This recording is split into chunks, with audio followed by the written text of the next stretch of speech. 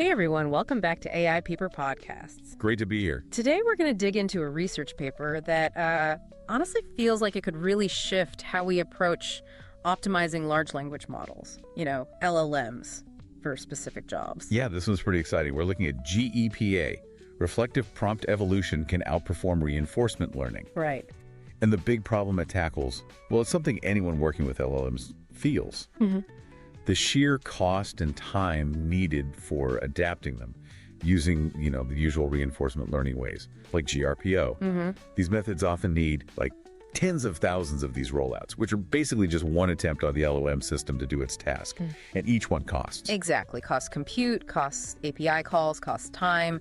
Imagine your model running, thousands and thousands of times just to learn one specific new thing. Good job. It really is. But GPA, that stands for genetic Pareto, kind of flips that whole idea on its head.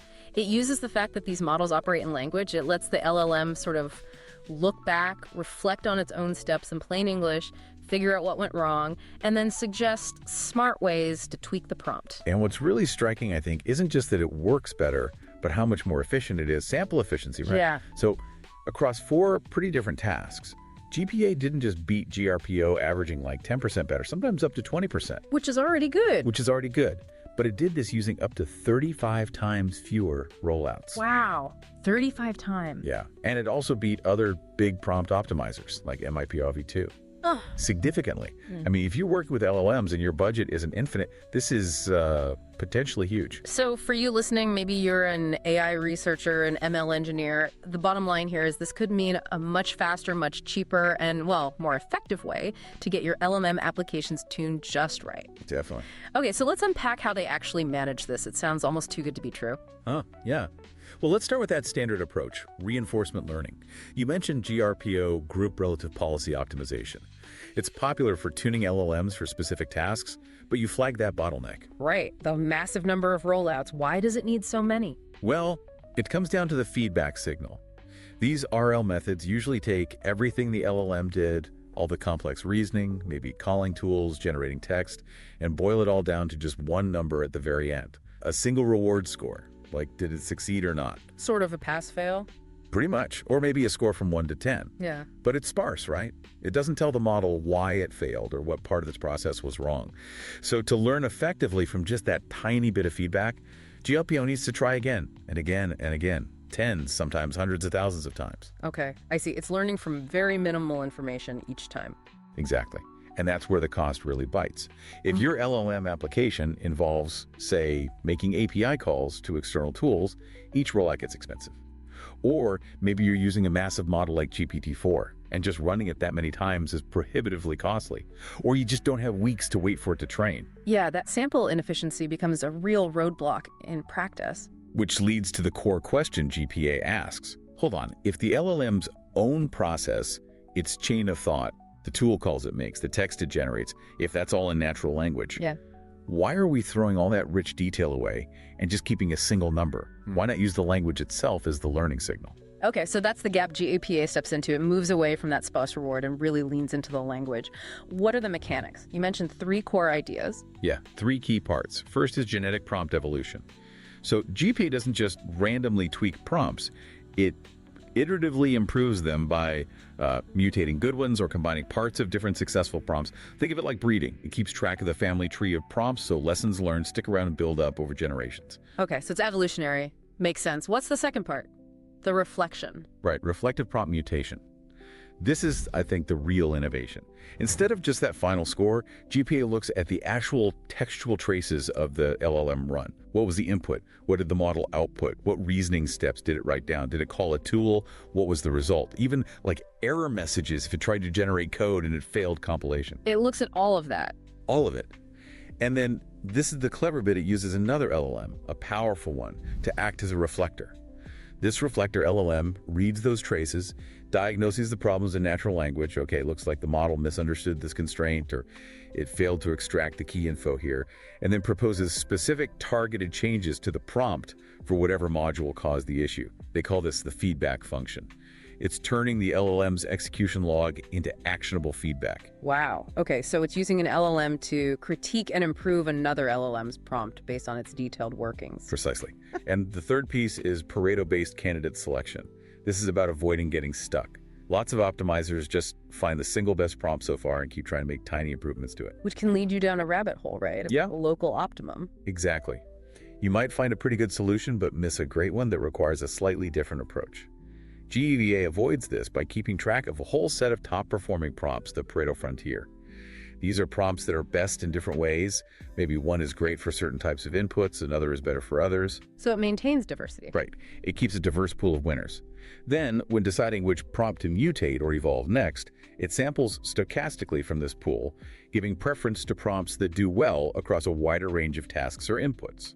It balances exploring new avenues with exploiting strategies that are already working well. Okay, that sounds much smarter. It's not just about incremental improvement, but exploring the whole solution space more effectively. Yeah, it's a more robust way to search. So, to really test this, they needed some solid benchmarks. What tasks did they put GPA through? They picked 4 quite different ones to really challenge it. First was hot pot QA. That's about multi-hop reasoning, needing to piece together info from several places to get the answer. Okay, complex reasoning. Then IF bench. This focuses heavily on instruction following, especially sticking to tricky output formats or constraints. Precision. Yep. Third was PUPA, which involves privacy-aware delegation. That's a more structured sort of workflow-like task. And finally, hover. That's retrieval-augmented verification. So the LLM has to use external documents to check if a statement is true or false. A good mix of challenges. And what about the models they used? They tested on both sides. Open source, specifically Qwen3AB, and also proprietary, GPT-4.1 Mini, just to make sure the results weren't tied to one specific model type. And the comparisons were against a baseline, MIPROv2 and GRPO. Correct. And crucially, they were really careful about comparing apples to apples, especially on computational budget.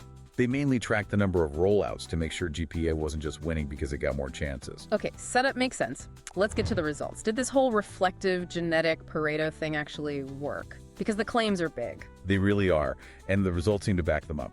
Observation 1, the headline. Sample efficiency and outperformance versus GRPO. This is where those wild numbers come in. Yeah. On Qwen3AB, GAPA beat GRPO's final performance by up to 19%, which, again, is solid. But it did it while needing up to 35 times fewer rollouts. It's just hard to wrap your head around. 35 times fewer compute cycles, potentially. Exactly. Take an IVF bench. GPA hit its peak score using just 678 total rollouts. GRPO needed 24,000 to get its best score, which was lower. Or PUPA, 2,157 rollouts for GPA versus 24,000 for GRPO. That's an 11x reduction. Still huge. And you mentioned even fewer training rollouts. Yeah, if you only count the rollouts used to actually generate the feedback and learn, not the ones just used for validation checks, the numbers are even crazier. GPA sometimes matched GRPO's best final score, using as few as 6 or maybe up to 179 training rollouts. It learns incredibly quickly from each try. That's a phenomenal sample efficiency. Okay, what was observation 2? You mentioned MIPOv2. Right, reflective prompt evolution outperforms joint optimization versus MIPO2. So GPA just optimizes the instruction in the prompt. MIPO2 tries to optimize both the instructions and the few-shot examples you might include in the prompt. And few-shot examples are usually seen as pretty powerful, right? Giving the model concrete examples. Historically, yes. That was often considered a key part of prompt engineering. Yeah. But here's the twist. GTPA, focusing only on the instructions via reflection, consistently beat MIPROv2 across all the benchmarks, both models. Really? Yeah, the gains were significant, up to 11.1% better for GPT-4.1 Mini, 10.3% for Qwen3AB. In fact, GPA often achieved more than double the performance improvement that MIPROv2 managed over the simple baseline prompt. So what does that imply? That maybe with modern LLMs, getting the instructions perfect is more important than giving it a few examples. It strongly suggests that, yeah. The paper proposes that as LLMs get better at following complex instructions and maybe even at doing some level of self-correction or reflection internally, the leverage you get from really nailing the instructions using this kind of reflective process might now outweigh the benefit of just adding examples.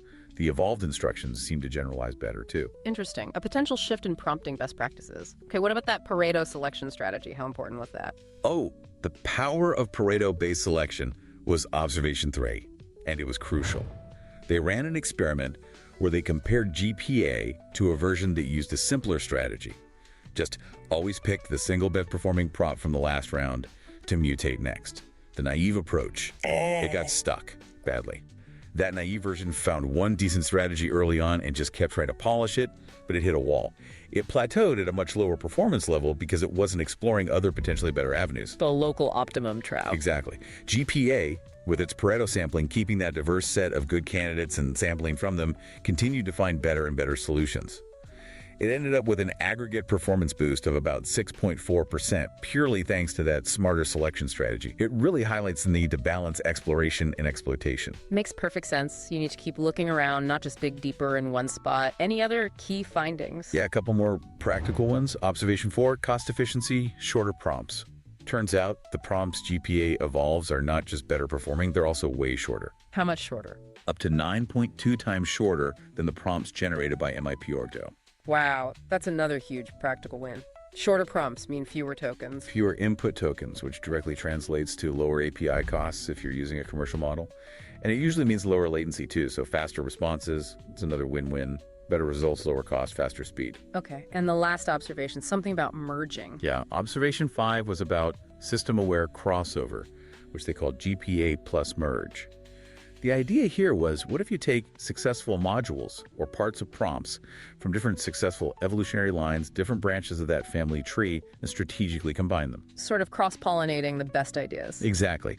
And it did provide some extra gains, up to 5% improvement over standard GPO in some cases, about 2% on average. But the results were a bit mixed. It seemed to work better for GPT 4.1 Mini than for Qwen 3.8b. Why might that be? They suggest it might be about timing, or how you allocate budget to this merge strategy. Maybe it's only really effective once you have distinct, highly evolved strategies to combine. It's promising, but needs a bit more investigation on how and when to best apply it. Still, another interesting technique. So mostly GPA focuses on optimizing prompts for a system before deployment. But you mentioned they also tried it for inference time. Yeah, that was a really neat side exploration. GPA for inference time search. The idea is, what if you take the specific problems you need to solve right now, treat them as the training set, and run GPA just for those problems? Sort of like hyper-optimizing the prompt for the specific batch of inputs. Exactly. You let it effectively overfit to the immediate task. This could be super useful in domains where you need the absolute best performance on a specific input, like maybe complex code generation or optimization. And they tried this with code generation. AMD and NVIDIA stuff? Yeah, they tested it on generating code kernels. For AMD's XDNA2 architecture, using the NPU Evil benchmark, and also CED code for NVIDIA GPUs on kernel bench. These are tasks where tiny code changes can mean big performance differences. And how did it do? The results were pretty dramatic. On NPU Evil, just using GPT-4o directly gave pretty poor results, only about 4.25% average vector utilization, which is a measure of how well the code uses the hardware. Not great. Not great at all. But using GPA at inference time to refine the prompt, specifically for those kernel generation tasks, it boosted that utilization score to 30.52% on average. Some kernels even hit 70% utilization. That's a massive improvement. Huge. And on kernel bench for CEA, it took GPT-4o's performance from basically 0 on harder tasks to over 20% of tasks running faster than a human-written baseline. The key seemed to be dynamically feeding back information like compiler errors into the reflection process. So it could use compiler feedback to refine the code generating prompt on the fly. Very cool. Okay, so stepping back, how does GPA really fit into the landscape? We've talked about prompt optimization, evolutionary methods. What makes GPA unique compared to what came before? Well, it's really the combination of specific elements. First, using that rich textual feedback from the environment, the execution traces, the error messages, instead of just a number.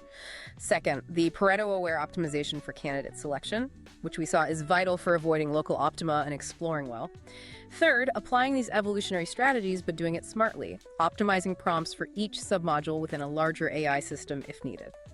And finally, using domain-specific feedback, like those compiler errors, to guide the mutations, which seems to make it converge much faster than methods using purely random mutations.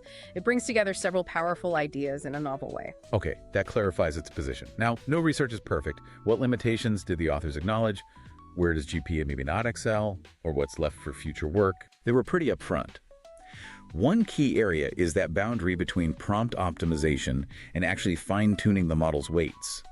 GPA shines when rollouts are expensive, making it super practical. But they concede that if you had virtually unlimited data and compute, traditional RL fine-tuning might still eventually achieve higher performance, even if it takes vastly more resources. So there's still a place for weight-based tuning in some scenarios. Potentially, yeah.